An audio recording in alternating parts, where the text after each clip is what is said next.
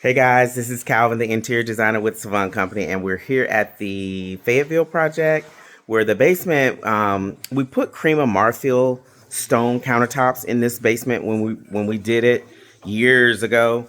And maybe like every 5 years, we have to come back and resurface it. So we got clean down, prepping the countertops to be resurfaced so that we can get rid of some of the etching that happens in natural stone. So you see that right there? That's called etching. And it happens a lot right here in the kitchen. That's probably where they're always, when they have events and stuff, that's where the bartender is, and cutting lemons and citrus acids and those types of things.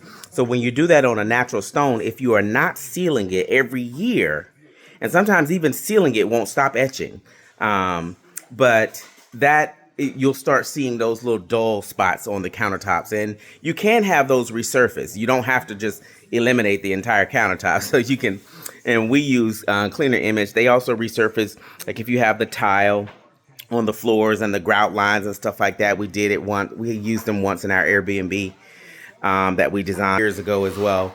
But we're gonna have them resurface these, polish and stain these, including the ones in the sauna bathroom. We're gonna polish and stain this one because we got some, and that comes from the stuff. When you got the lotions and the hand washes. So trying to get that done today. And then we also got pool project going on in Tyrone, where the vendor is putting a roof over the patio area, the secondary patio area today. So we're on the move.